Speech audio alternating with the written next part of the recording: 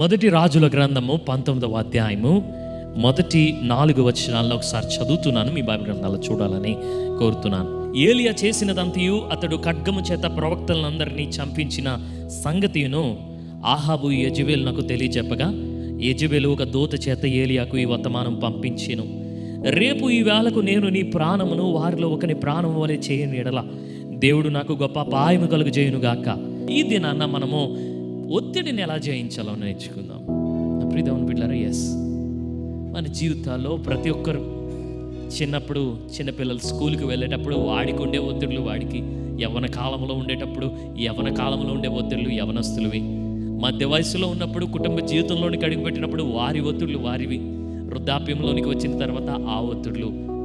ప్రియమైన బిడ్డలారా, మొదటి రాజుల గ్రంథము మనకి ఏలియా కనబడుతున్నాడు. ఈ ప్రవక్త ఏలియాని దేవుడు ఎన్నుకున్నాడు, ఆయనకు ఒక పని అప్ప చెప్పాడు. అది 17వ అధ్యాయంలో మనం చూస్తాం. అది ఏంటి అని అంటే, ఏలియా నువ్వు వెళ్ళి ఆహాబు రాజుని బట్టి నేను ఎంతో బాధపడుతున్నానని చెప్పు. ఆహాబు రాజు చేస్తున్నటువంటి అకృత్యాలు, ఆహాబు రాజు చేస్తున్నటువంటి భయంకరమైన కార్యాలు నేను తట్టుకోలేకపోతున్నానని చెప్పు. వారి దేశం మీద గొప్ప కరువు రాబోతుందని చెప్పు. నా ప్రియమైన బిడ్డలారా, ఏలియా తన మినిస్ట్రీలో పీక్ స్టేజ్లో ఉన్నాడు. తన పరిచర్లో శిఖరాగ్ర స్థితిలో ఉన్నప్పుడు ఈ స్థలానికి వెళ్ళు, దేవుడు నడిపిస్తున్నాడు, దేవుడు పనిచేస్తున్నాడు. మిమ్మల్ని గనక అంత గొప్ప రాజుతో, అంత గొప్ప సైన్యము అధికారము కలిగిన రాజు దగ్గరికి వెళ్ళి ఆ రాజుని తిట్టమంటే మీరు తిడతారా? అప్పుడు ఇదేమని బిడ్డలారా, ఏలియా దేవుని పనిని ఎంత చక్కగా చేస్తున్నాడంటే మోమాటము లేని వాడై రాజు తనని ఏం చేస్తాడు అన్న భయాన్ని కూడా పక్కన పెట్టి దేవుడు చెప్పాడు పనిని ఎక్కడ చేయమంటే అక్కడే చేస్తాను. వెళ్ళాడు, చేస్తున్నాడు, చాలా ఉన్నతమైన స్థితిలో ఉన్నాడు. దేవుడు చెప్పిన పనిని చేయడంలో చాలా టాప్ ప్లేస్లో ఉన్నాడు. మిగిలిన ప్రవక్తలు కూడా ఉన్నారు ఆ దేశంలో, కానీ అందరికంటే ఫస్ట్ పరిగెడుతున్నాడు, అందరికంటే ఫస్ట్ ర్యాంక్లో ఉన్నాడు, అందరికంటే ఉన్నతమైన స్థితిలో, శిఖరాగ్ర స్థితిలో ఆ దినాల్లో ప్రవక్తలు ఉన్నారు. ఆ ప్రవక్తలందరిలో గొప్ప స్థితిలో దేవుని పని చేస్తున్నాడు, ఉన్నతమైన స్థితిలో ఉన్నాడు. He's at top level. అప్పుడు దేవుని బిడ్డలారా, 17వ అధ్యాయం మనం చూసినప్పుడు ఏలియా యొక్క అద్భుతమైనటువంటి పరిచర్య పీక్ స్టేజ్ మనకు కనబడుతుంది. అయితే 18వ అధ్యాయం దగ్గరికి మనం వచ్చేటప్పుడు నా ప్రియమైన బిడ్డలారా, ఈ అధ్యాయము ఏలియాకి it's very hot and heavy. ఏలియాకి దేవుని పనిలో ఇప్పుడు ఒక సవాలు, ఒక ఛాలెంజ్. ఇశ్రాయేలీయుల్ని విశ్వసింపజేయాలి, నిజమైన దేవుడు యెహోవాయే అని చెప్పి వారి ఎదుట ప్రార్థన చేసి బయలుదేవత నిజమైన దేవుడు కాదని నిరూపించాలి. It's a great challenge. నా ప్రియమైన బిడ్డలారా, ఏలియా 18వ అధ్యాయంలో మనం చూసినప్పుడు ఇశ్రాయేలుని అడుగుతాడు, మీరు యెహోవా పక్షాన ఉన్నారా, బయలుదేవతల పక్షాన ఉన్నారా అని అంటే వారు మాట్లాడరు. ఏలియా ప్రార్థన చేస్తాడు, ఆ ఛాలెంజ్ విసురుతాడు, సవాలు విసురుతాడు. మీకు అందరికీ తెలుసు, 2 బలిపీఠాలు కట్టించి ఒక బలిపీఠం బయలుదేవతకి, ఇంకొక బలిపీఠం యెహోవాకు. నా ప్రియమైన బిడ్డలారా, ఆ బయలుదేవతల ప్రవక్తల్ని కట్టమంటాడు, కట్టి బలి పశువుని పెట్టమంటాడు. మీరు ప్రార్థన చేస్తే పైనుండి అగ్ని దిగి రావాలి, అప్పుడే మీ దేవుడు సజీవుడు, నిజమైన దేవుడు అని చెప్పండి, లేకపోతే యెహోవాయే నిజమైన దేవుడు అని ఒప్పుకున్నాడు.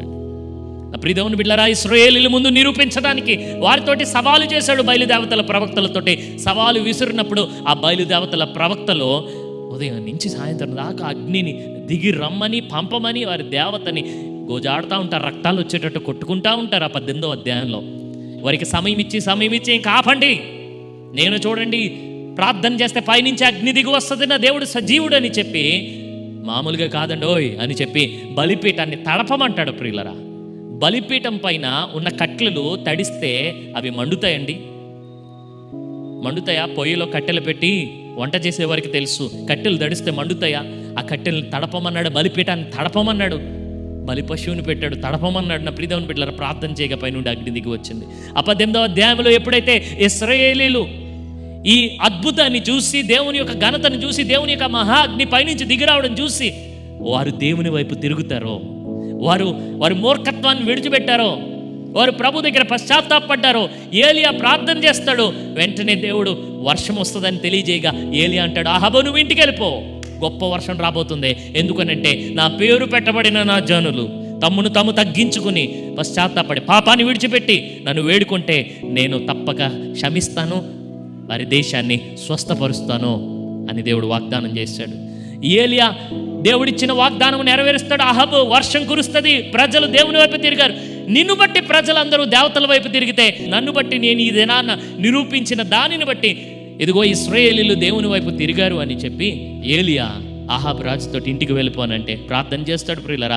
తన సేవకుని పంపిస్తాడు, దాసుని పంపిస్తాడు, శిష్యుని పంపిస్తాడు, వెళ్ళి చూడు అని అంటే ఏ ఆనవాలు ఉండదు. మరలా పంపిస్తాడు, ఏ ఆనవాలు ఉండదు. మీకు అందరికీ తెలుసు 7 సార్లు పంపిస్తాడు. 7వసారి అరచేయి అంత మేఘం కనబడుతుంది. ఏలియా వెంటనే బయలుదేరి ప్రయాణమై ఇంటికి వెళ్ళిపోతాడు ఆహాబు కంటి ముందు. నా ప్రియదేవుని బిడ్డలారా, 18వ అధ్యాయం, హీజ్ ఎట్ పీక్. చాలా బాగుంది. నా ప్రియదేవుని బిడ్డలారా, ఒక అద్భుతము తన ప్రార్థన చేయగా జరిగింది. ఒక దేశానికి స్వస్థత వచ్చింది, దేశంలో ఉన్న కరువు పోయింది. కారణం ఏలియా దేవుని పని చేస్తున్నాడు.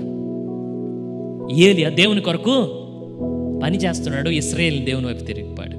అయితే 19వ అధ్యాయం దగ్గరికి వచ్చేసరికి నా ప్రియదేవుని బిడ్డలారా, ఏలియా బయలుదేవతల ప్రవక్తల్ని తీసుకుని వెళ్ళి ఆ బయలుదేవతల ప్రవక్తల్ని ఓడిపోయిన తర్వాత సవాలు విసిరాడు కదా, సవాళ్ళు ఓడిపోయిన తర్వాత తీసుకుని వెళ్ళి ఆ వాగు దగ్గర వారిని నరికిస్తే ఈ వార్తను ఆహాబు యెజెబెల్ దగ్గరికి వెళ్ళి, అమ్మో అమ్మో అందరినీ చంపేశాడే, అందరినీ నరికించేశాడే, ప్రార్థన చేస్తే పైనుంచి అగ్ని దిగి వచ్చిందే అని చెప్పి రాజు భయపడుతూ వెళ్ళి తన భార్యతో చెప్తుంటే, భార్య యెజెబెలు మహాతల్లి ఆవిడ ఒక మెసేజ్ పంపించింది. ఎవరికి?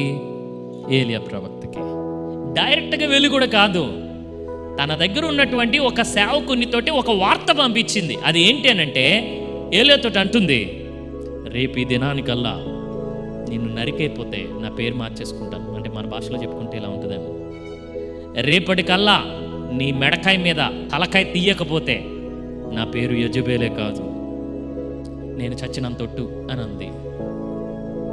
నా ప్రియదేవుని బిడ్డలారా, ఈ వార్త ఎప్పుడైతే విన్నాడో ఏలియా గొప్ప ఒత్తిడికి గురయ్యాడు.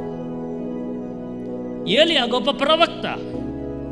ఏలియా 17-18 అధ్యాయాల్లో చూస్తే గొప్ప విజయాల్ని చవి చూసినవాడు, రుచి చూసినవాడు, గొప్ప విజయాలు పొందుకున్నవాడు, ఆత్మీయంగా శిఖరాగ్ర స్థితిలో ఉన్నాడు పరిచర్లో. 19వ అధ్యాయం దగ్గరికి వచ్చేటప్పటికి చాలా ప్రెషర్కి లోనవుతున్నాడు, చాలా ఒత్తిడికి గురవుతూ ఉన్నాడు. 3 విషయాలు తెలియజేస్తాను ప్రియులరా. ఏలియా మొట్టమొదటి గుర్తుపెట్టుకోండి, ఆ వార్త వినగానే ప్రార్థన చేయలేదో పారిపోయాడు. ఏలియా యొక్క వ్యక్తిత్వాన్ని కోల్పోయాడు. ఏలియా యొక్క పర్సనాలిటీ అది కాదు. ఏలియా పర్సనాలిటీ ఏంటంటే, ఏలియా యొక్క వ్యక్తిత్వం ఏంటంటే, ఏలియా బిహేవియర్ ఏంటంటే, ఎప్పుడైనా అవసరం వస్తే ప్రార్థన చేస్తాడు వెంటనే. కానీ ఏలియా ఇక్కడ గొప్ప ఆపదలో ఉన్నప్పుడు ప్రార్థన చేసినట్లు నా బైబిల్లో లేదు. మీ బైబిల్లో ఉందేమో చూడండి. ప్రార్థన చేయాలా? ఒక చెడ్డ వార్త, ఒక నెగిటివ్ న్యూస్ అండ్ తనని చంపేస్తానన్న వార్త వచ్చినప్పుడు ఏలియా ఏం చేయొచ్చు? ప్రార్థన చేయొచ్చు. కానీ గుర్తుపెట్టుకోండి ప్రియులరా, మొట్టమొదటి ఒత్తిడి ఎప్పుడు కూడా నీ వ్యక్తిత్వాన్ని మార్చకుండా చూసుకోండి. ఒకసారి మన జీవితంలో కష్టాలు, శోధనలు, శ్రమలు వచ్చినప్పుడు మనము ఇంకొక వ్యక్తిలా ప్రవర్తిస్తూ ఉంటాం.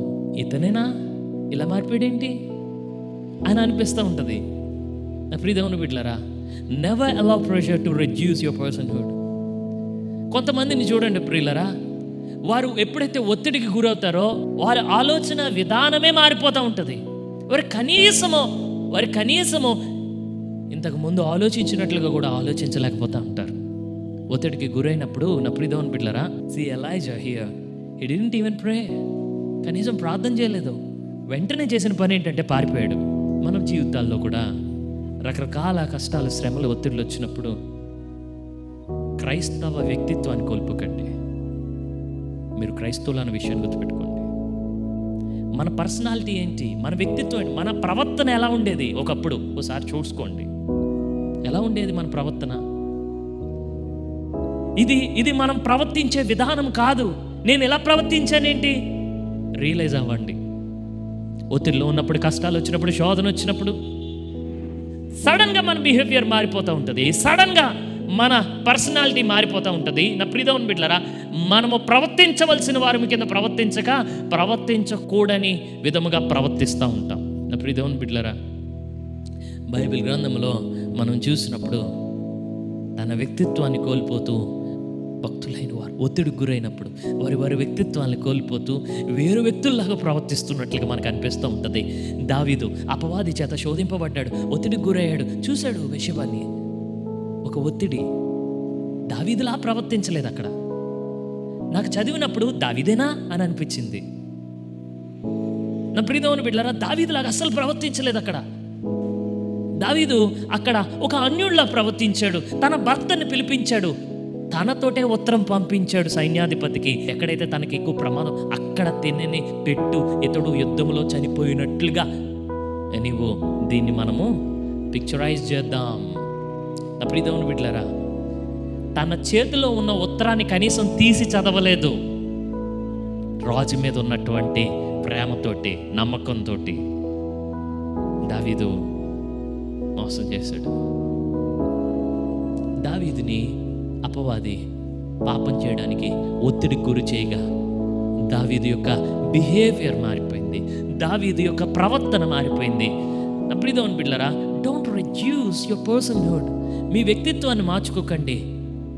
డబ్బు అవసరం, నాకు ఆర్థిక ఇబ్బందులు ఉన్నాయి, లంచం తీసుకోవడానికి నీవు గనక ఒత్తిడి చేయబడుతున్నట్లయితే కనుక, ఎవరైనా సరే నాకు చాలా అవసరం అండి, ఒత్తిడికి లోనవుతున్నట్లయితే కనుక నీ ప్రవర్తన మార్చుకోవద్దు, నీ వ్యక్తిత్వాన్ని మార్చుకోవద్దు, దాన్ని దిగజార్చుకోవద్దు.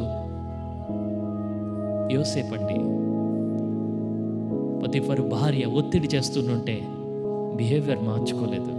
నా ప్రియమైన బిడ్డలారా, నాట్ ఓన్లీ దాట్, జీవితంలో ఎదురైన కష్టాలు, శ్రమలు వచ్చినప్పుడు కూడా, ఇదిగో ఇక్కడ నా వ్యక్తిత్వాన్ని పక్కన పెట్టి నేను వెళ్తే కనుక నా కష్టం తీరిపోద్ది, నేను ఒత్తిడిలోంచి బయటపడిపోతాను, నాకు డబ్బులు వస్తాయి, నేను నా ఆర్థిక ఇబ్బందులన్నింటినీ కూడా తీర్చేసుకోగలుగుతాను. నా ప్రియమైన బిడ్డలారా, అది ఏ విధమైనటువంటి ఒత్తిడైనా సరే, కొంతమంది వారి జీవితాల్లో శ్రమలు, కష్టాలు వచ్చినప్పుడు సోది చెప్పేవారి దగ్గరికి, మాంత్రికుల దగ్గరికి వెళ్తారు. క్రైస్తవుడివేనా? నీ ప్రవర్తన మారిపోయిందేంటి? నువ్వు ప్రార్థన చేసేవాడివే, నువ్వు మనుషులని ఆశ్రయిస్తున్నావు, ఇహలోకపు వాటిని ఆశ్రయిస్తున్నావు. నీ వ్యక్తిత్వాన్ని మార్చుకోవద్దు. నువ్వు కష్టంలో ఉంటే ఉండుండొచ్చు, నీకు శ్రమ వస్తే వచ్చి ఉండుండొచ్చు, నువ్వు ఒత్తిడి గురైతే ఉండుండొచ్చు. నీ వ్యక్తిత్వాన్ని మార్చుకోవద్దు. డబ్బు లేకపోయినా పర్లేదు, దేవుడిస్తాడు ఒకరోజు. నువ్వు ఆ ఒత్తిడిలో ఉన్నప్పుడు, నా ప్రియమైన బిడ్డలారా, నువ్వు నీ ప్రవర్తనని, నీ వ్యక్తిత్వాన్ని దయచేసి మార్చుకోవద్దు. క్రైస్తవునిగానే ఉన్నావు, క్రైస్తవునిగానే ఉండు. ఒక మాట మాత్రం పంపించింది అంతే. కనీసము కొంతమంది సైనికులను పంపించి కూడా భయపెట్టలే. ఒక మెసెంజర్ తోటి, ఒక వార్తని మోసుకుని వెళ్ళే వాడితోటి పంపించింది అంతే. He went to this place called Bethsheba of Judea. మంచి స్థలానికే వెళ్ళాడు, కానీ నా ప్రియమైన బిడ్డలారా అక్కడ లేడు. నా ప్రియమైన బిడ్డలారా, ఆరాధించే స్థలానికి వెళ్ళాడు, కానీ తను ఒత్తిడికి గురైనప్పుడు, తన కష్టాలు, తనకి శ్రమ ఎదురైనప్పుడు తను ఆరాధించే స్థలానికి వెళ్ళాడు, కానీ ఆరాధించలేదు, అరణ్యంలోనికి వెళ్ళాడు. మీరు అక్కడ చూడండి వాక్యములో, యూద సంబంధమైన బెర్షెబాకు చేరి అచ్చట ఉండుమని తన దాసునితో చెప్పి తాను ఒక దిన ప్రయాణము అరణ్యములోనికి పోయి ఒక బదిరీ వృక్షము క్రింద కూర్చుండెను. నా ప్రియమైన బిడ్డలారా, వింటున్నారా? అక్కడ తన సేవకుని, తన దాసుణ్ణి, ఏ దాసుడైతే పోయి వచ్చాడో 7 సార్లు మేఘం కనబడుతుందని చెప్పాడో, తనతో పాటు ఉన్నటువంటి శిష్యుణ్ణి బెర్షెబాలో పెట్టి తిని ఎక్కడికి వెళ్ళాడంటే ఒక అరణ్యంలోనికి వెళ్ళాడు. Where there is no worship or fellowship. అక్కడ ఎవరూ లేరు ఏలియాకి. ఏలియాతో పాటు ఏలియాని బలపరచడానికి, ఏలియా కొరకు ప్రార్థన చేయడానికి అక్కడ ఆరాధన లేదు. నా ప్రియమైన బిడ్డలారా, Bible says he leaves the place of worship and went into desert, which is a wild spot. నా ప్రియమైన బిడ్డలారా, వర్షిప్ జరిగే స్థలాన్ని విడిచిపెట్టి వైల్డ్ ప్లేసెస్కి వెళ్తూ ఉంటారు ఒక్కొక్కసారి, ఒత్తిడికి లోనేవారు. నేను చెప్పాలనుకుంటుంది అదే. రెండవది, నీ ఒత్తిడికి గురైనప్పుడు, అది అపవాది ద్వారా వచ్చే శోధనైనా, లేకపోతే ఈ లోకములో నీకు వచ్చిన కష్టాలను బట్టైనా, నువ్వు ఒత్తిడికి లోనైనప్పుడు రాంగ్ ప్లేసెస్కి వెళ్ళొద్దు, అది మంచిది కాదు. ఎప్పుడైతే మనిషి, దేవుని బిడ, విశ్వాసి ఒత్తిడికి గురవుతాడో, కష్టాలు వస్తాయి, శ్రమలు వస్తాయి, శోధనలు వస్తాయో, లేదా అపవాది చేత శోధింపబడుతున్నాడు, ఆ సమయంలో విశ్వాసి వెళ్ళవలసింది ఏ స్థలానికి అని అంటే, విశ్వాసి వెళ్ళవలసింది చర్చ్కి, ఆరాధించే స్థలానికి వెళ్ళాలి. రాంగ్ ప్లేసెస్కి వెళ్తూ ఉంటారండి. కానీ మీరు చూడండి, చాలామంది ఎప్పుడైతే వారు ఎక్కువ ఒత్తిడికి గురవుతారో అప్పుడే చర్చ్ మానేస్తారు. అప్పుడే ఫెలోషిప్ మానేస్తారు, అప్పుడే దేవుణ్ణి ఒకవేళ వచ్చినా మందిరానికి వారు దేవుణ్ణి ఆరాధించరు. నీకు అర్థమవుతుందని చెప్పేది? నువ్వు ఒత్తిడి గురైనప్పుడు, నువ్వు భయంకరమైన శ్రమలో కష్టంలో ఉన్నప్పుడు నువ్వు వెళ్ళాల్సిన దేవుని మందిరానికి, నువ్వు చేయాల్సింది ఆరాధన. ఆరాధన చేసేటప్పుడు ఏం జరుగుతుంది? ఆరాధన చేసేటప్పుడు ప్రియ దేవుని బిడ్డలారా, ఆరాధన చేసేటప్పుడు నీ భావోద్వేగాలన్నీ బయటకు వస్తాయి. వాటన్నిటినీ దేవునితో షేర్ చేసుకో. ప్రియ దేవుని బిడ్డలారా, దేవునితో మాట్లాడు. ఆయన నువ్వు కలుసుకునే స్థలం అది. ప్రియ దేవుని బిడ్డలారా, దేవుని వాక్యం సెలవిస్తుంది, చాలామంది వారు భయంకరమైనటువంటి శ్రమకి, ఒత్తిడికి గురైనప్పుడు ప్రియులరా వెళ్ళకూడని స్థలాలకు వెళ్తారు. The only reason is pressure. వారు బయట పడలేక, ఆ ఒత్తిడిలో ఉండలేక. ప్రియ దేవుని బిడ్డలారా, ఒత్తిడిలో నేను వాళ్ళ పరిస్థితి ఎలా ఉంటుంది తెలుసా? బయటికి రావాలనుకుంటారు కానీ రాలేరు, అలాగని ఉండాలన్నా ఉండలేరు. అందుకే చచ్చిపోతూ ఉంటారు, తప్పుడు స్థలాలకి వెళ్తూ ఉంటారు. ఒక ఆయన నాతో చెప్తున్నాడు, ఇదిగో అండి కుటుంబంలో నా భార్య పెడుతున్న వేదనలకి నేను వ్యభిచార గృహాలకి వెళ్ళడం అలవాటు చేసుకున్నానండి. అదే స్థలం. నీ భార్య పెడుతున్న వేదన నుంచి, ఆ ఒత్తిడి నుంచి నువ్వు బయటపడడానికి నువ్వు వెళ్ళే స్థలం అదా. ఆఖరికి తన జీవితం పాడై జైల్లో పోయాడు. ఏలియా ఎప్పుడైతే శ్రమ వచ్చిందో, శోధన వచ్చిందో, ఒత్తిడికి గురయ్యాడో తన బిహేవియర్ మారిపోయింది, తన వ్యక్తిత్వాన్ని కోల్పోయాడు. ప్రార్థన చేసేవాడు, మాట్లాడితే ఎప్పుడు ప్రార్థన చేసేవాడు, ఎప్పుడైనా సరే ఛాలెంజ్ విసిరాడంటే, ప్రార్థన చేశాడంటే ప్రియులరా, ఇంకా చెప్పాలంటే ఏలియా ప్రార్థన ఒక రోల్ మోడల్ మనకి పత్రికల్లో. ఏలియా మనవంటి మానవ స్వభావం గలవాడు ఉండి వర్షింపకుండానట్లు ప్రార్థన చేయగా వర్షం ఆగిపోయింది. వర్షం పడాలని ప్రార్థన చేస్తే వర్షం వచ్చింది. ఏలియా లాంటి ప్రార్థన చేయండి అయ్యా అని అన్నాడు. అటువంటి ప్రార్థనాపరుడా ప్రార్థన చేయడం మానేసి పారిపోయాడు. He lost his behaviour, his personality, తన వ్యక్తిత్వాన్ని కోల్పోయాడు. ప్రార్థన చేసే ఏలియా ప్రార్థన మర్చిపోయి పరిగెత్తాడు. రెండవది, ఒత్తిడికి లోనైన ఏలియా నా ప్రియదేవుని బిడ్డలారా తన వ్యక్తిత్వాన్ని కోల్పోవడం మాత్రమే కాదు, వెళ్ళకూడని స్థలానికి వెళ్తున్నాడు. Never permit pressure to lead you to the wrong place. నీ ఒత్తిడి, నీ కష్టం, నీ శ్రమ, నీ శోధన, భర్త నిన్నేదో అన్నాడని, భార్య నిన్నేదో అన్నదని వెళ్ళిపోతారు డైరెక్ట్గా గోదావరి నదికి. రోడ్ కమ్ రైల్వే బ్రిడ్జ్ ఒకటి రెడీగా ఉంటుంది వాళ్ళ కోసం, ఎక్కేస్తారు, దూకేస్తారు. రాంగ్ ప్లేస్, అక్కడికి వెళ్ళకూడదు. మనం వెళ్ళాల్సింది మందిరానికి. ఒకరోజు ఇదే మందిరంలో చిన్న ప్రార్థన నడిపిస్తున్నాను నేను. ప్రార్థన నడిపిస్తుంటే ఈ రోడ్ అమ్మట హైవే మీద ఒక ఆయన దేవుని బిడ్డే వడ్డీలకి డబ్బులు ఇవ్వడం నేర్చుకున్నాడు, దానికి వడ్డీ వ్యాపారం చేయడం నేర్చుకున్నాడు. బాగా డబ్బులు వస్తున్నాయి. ఉదయం లేచి ప్రార్థన చేసుకుని వాక్యం చదువుకుని వెళ్ళేవాడు, దేవునితో సమయం గడిపేవాడు. డబ్బులు ఎక్కువ వచ్చేసరికల్లా ఉదయం లేచి కట్ట జేబులెట్టుకోవడం, బయటకు వెళ్ళిపోవడం. మారిపోయింది జీవన విధానం, మారిపోయింది లైఫ్ స్టైల్, మారిపోయింది. నా ప్రియదేవుని బిడ్డలారా, మాట నేను తెలియజేస్తున్నాను, నువ్వు ఎప్పుడైనా సరే ఉన్నతమైన స్థితిలో, శిఖరాగ్ర స్థితిలో ఉన్నప్పుడు గుర్తుపెట్టుకో, శిఖరాగ్ర స్థితిలో ఉన్నవారు చాలామంది ప్రియులరా, వారు దేవుణ్ణి నమ్ముకోరు. శిఖరాగ్ర స్థితికి తీసుకుని వచ్చిన దేవుణ్ణి నమ్ముకోరు, వారిలో ఉన్నటువంటి తలాంతుని, గిఫ్ట్ని నమ్ముకుంటారు.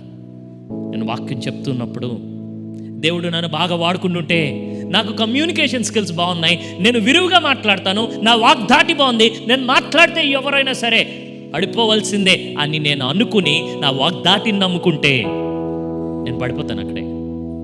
Don't believe in your gift. నా ప్రియదేవుని బిడ్డలారా, బిలీవ్ ఇన్ గాడ్. ఎన్ని గిఫ్ట్ని నమ్ముకోవద్దు, దేవుడిచ్చిన వరమే అదే. నీ వరాన్ని గట్టిగా పట్టుకోవద్దు, వరం ఇచ్చిన దేవుడిని గట్టిగా పట్టుకోవాలి. నా ప్రియదేవుని బిడ్డలారా, దేవుడిచ్చిన కుటుంబమే, దేవుడిచ్చిన ఆస్తే, దేవుడిచ్చిన ఐశ్వర్యమే, దేవుడిచ్చిన ఆరోగ్యమే, దేవుని పట్టుకోవాలి గట్టిగా. ఆ వ్యక్తి ఇట్లా వెళ్తూ తన పరిస్థితి నాకు తెలియజేస్తున్నాడు. అంతా అయిపోయిన తర్వాత సాక్ష్యం చెప్తున్నాడు నాతోటి. ఆ ఊరిలో ఎలాగన వడ్డీలకి ఇస్తూ నష్టపోయాడట. అక్కడికి జైల్లో పెడతామని అరెస్ట్ చేయడానికి వచ్చారంట. ఆయన్ని పారిపోయి ఊరు వచ్చేసాడట.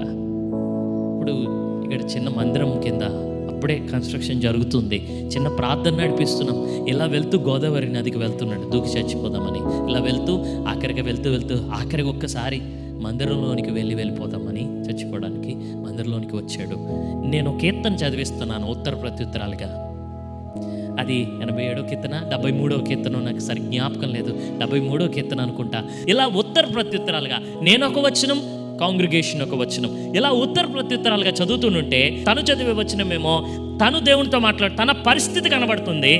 ఆ వెంటనే నేను చదివే వచనమేమో దేవుడు మాట్లాడుతున్న మాటగా ఆఖరికి వచ్చేసరికల్లా, నా ప్రియ దేవుని బిడ్డలారా, దేవుడు తన్ని విడిపిస్తానని వాగ్దానం చేశాడు ఆ కీర్తనలో.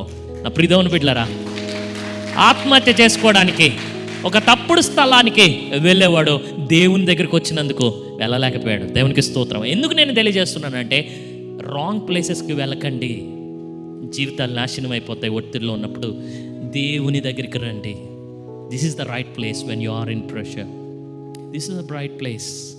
నా ప్రియ దేవుని బిడ్డలారా, మూడవది, never permit pressure to limit your provider. ఒత్తిడిలో ఉన్నప్పుడు నా ప్రియ దేవుని బిడ్డలారా, మూడవదిగా నేను తెలియజేస్తున్నాను, దేవుని తక్కువగా చూడకండి. దేవుని తక్కువ చేసి చూస్తారు ఒత్తిడిలో ఉన్నప్పుడు, శ్రమలో ఉన్నప్పుడు, శోధనలో ఉన్నప్పుడు. నా ప్రియ దేవుని బిడ్డలారా, ఈ మొదటి రాజుల గ్రంథం 18వ అధ్యాయంలో చూస్తే ఏలియా దేవుణ్ణి ఎంత ఎక్కువగా చూశాడు అంటే, గొప్ప దేవునిగా చూశాడంటే, పైనుంచి అగ్నిని పంపించగలిగిన దేవునిగా చూశాడు. నా ప్రియ దేవుని బిడ్డలారా, చాలామంది శోధనలో ఉన్నప్పుడు, చాలామంది శ్రమలో కష్టాల్లో ఉన్నప్పుడు దేవుణ్ణి తక్కువగా చూస్తారు. నువ్వు దేవుణ్ణి తక్కువగా చూస్తే నువ్వు దేవుని యొద్ద నుండి తక్కువ సహాయాన్ని పొందుకోగలవు. కపెర్నహూములోనట యేసు ప్రభు ఏ అద్భుతాన్ని అక్కడ చేయలేకపోయాడంట వారి అవిశ్వాసాన్ని బట్టి.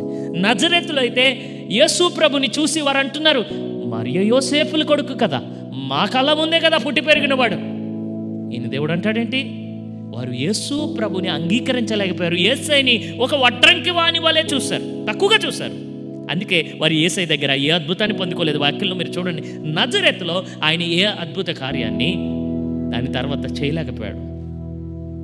ప్రియ దేవుని బిడ్డలారా, కారణం దేవుణ్ణి తక్కువగా చూస్తే నువ్వు దేవుని దగ్గర కార్యాన్ని పొందుకోలేవు. ప్రియ దేవుని బిడ్డలారా, never allow your pressure to limit God. God is limitless. దేవుడు అనంతమైన వాడు. దేవుడు అసాధ్యమైనది ఏది లేనివాడు. మనం చాలాసార్లు కష్టాల్లో ఉన్నప్పుడు దేవుని తక్కువగా చూస్తూ ఉంటాం. అది చేయొద్దండి. ప్రియ దేవుని బిడ్డలారా, enemy wants to cut your assignment. అపవాది నీకు దేవుడు అప్పచెప్పిన పనిని, నా ప్రియ దేవుని బిడ్డలారా, నువ్వు సంపూర్తి చేయకుండా చేయాలన్నదే వాడి మెయిన్ గోల్. ఎందుకంటే నువ్వు అది సంపూర్తి చేస్తే పరలోకంలో గొప్ప బహుమానం, నీకు ఉన్నతమైన స్థితిలో ఉంటావు. వాడికి అది ఇష్టం లేదు. నేను చెప్తున్నాను, దేవుడు అప్పచెప్పిన పనిలో ఏలియా ముందుకు వెళ్తున్నాడు, కానీ శిఖరాగ్రస్థితిలో ఉన్నాడు. కానీ ఒకానొక అధ్యాయం దగ్గరికి వచ్చేసరికి, తన జీవితం అనే పుస్తకంలో ఒక అధ్యాయం దగ్గరికి వచ్చేసరికల్లా ఒత్తిడికి, కష్టానికి, శ్రమకి లోనయ్యాడు. ప్రవర్తన మారిపోయింది. ప్రియ దేవుని బిడ్డలారా, రెండవది వెళ్ళకూడని స్థలానికి వెళ్ళాడు. మూడవది దేవుణ్ణి తక్కువగా చూస్తున్నాడు. యెజబెల్ నుంచి కాపాడలేడా దేవుడు? యెజబెల్ మీద విజయం ఇవ్వలేడా దేవుడు? తక్కువగా చూశాడు ఏలియా. ఒత్తిడిలో ఉన్నాడు కదా, దేవుని తక్కువగా చూస్తున్నాడు. ఇక్కడ మీరు 4వ వచనం చదివితే ప్రియులరా, తను ఒక దినము ప్రయాణం అంత దూరం పోయాడంట. ఒక దినం ప్రయాణం అంటే ఖాళీ నడక నడిస్తే ఎంత దూరం పోవచ్చో అంత దూరం అనమాట.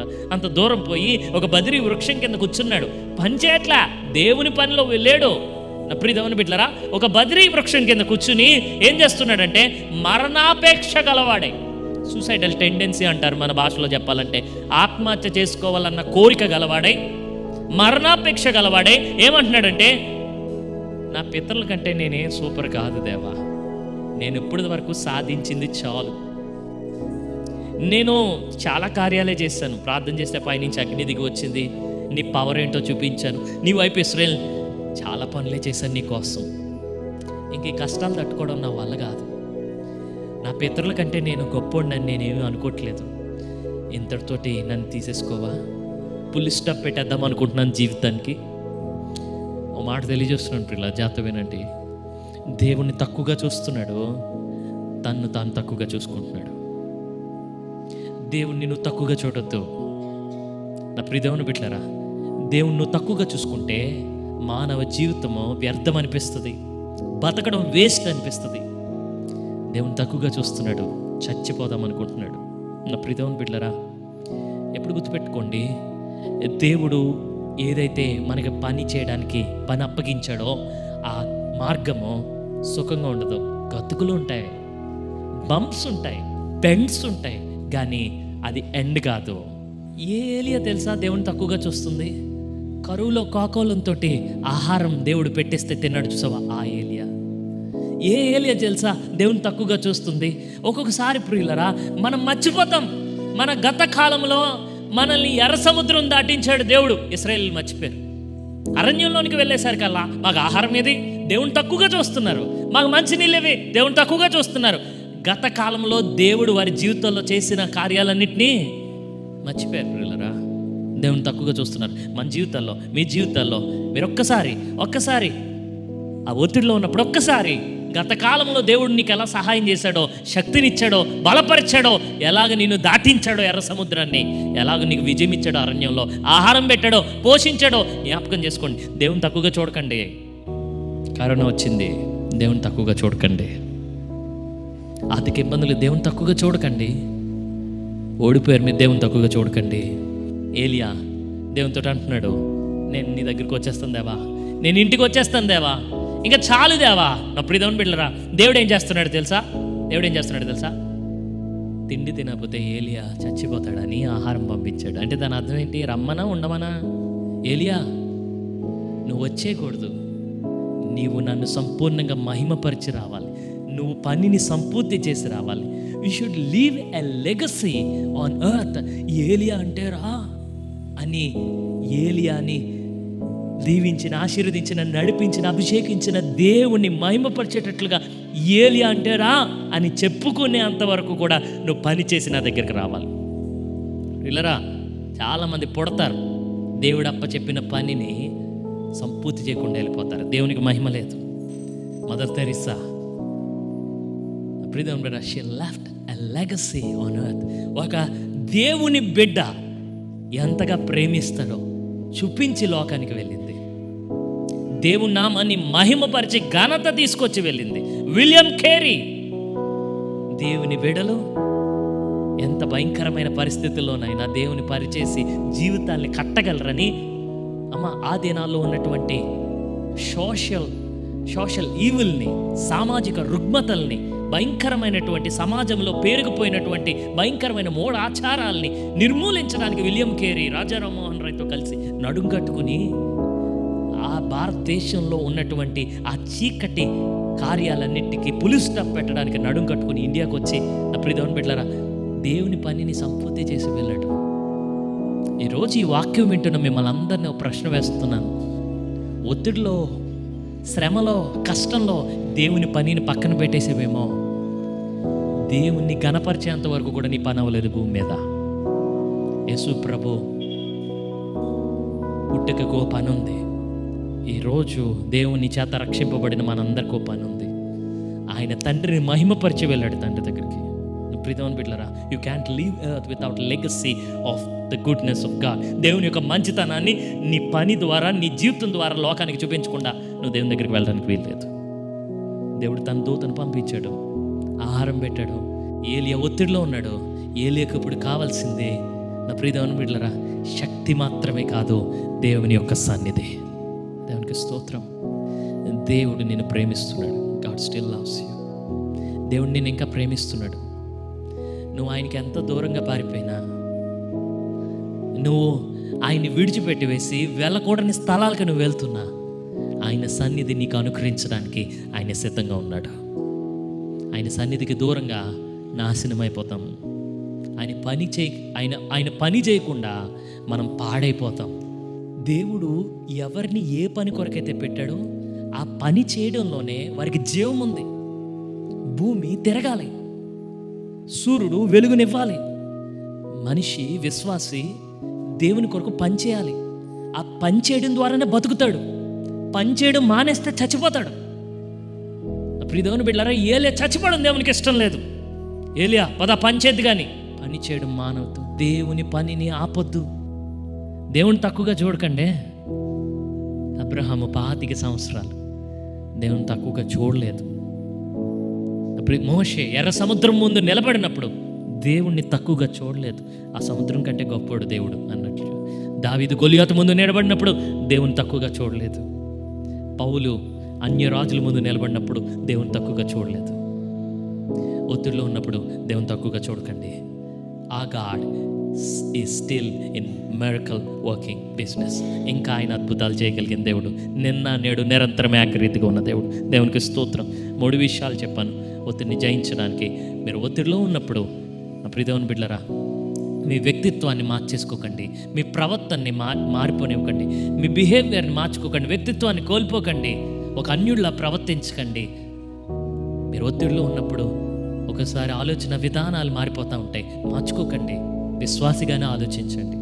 మీరు ఒత్తిడిలో ఉన్నప్పుడు రెండవది, మీరు వెళ్ళకూడని స్థలాలకు వెళ్ళకండి, దేవుని మందిరానికి పరిగెత్తండి, దేవుణ్ణి ఆరాధించండి, దేవుని వైపు చూడండి. మూడవది, మీరు ఒత్తిడిలో ఉన్నప్పుడు దేవుని తక్కువగా చూడకండి. దయచేసి దేవుడు గొప్పవాడు, దేవుణ్ణి గొప్పగానే చూడండి. మీ ఒత్తిడిని జయించగలిగిన శక్తి, అంతకంటే మెన్నైనటువంటి ఆయన సన్నిధి మీకు తప్పక దేవుడు అనుగ్రహిస్తాడు. దేవునికి స్తోత్రం. God bless you.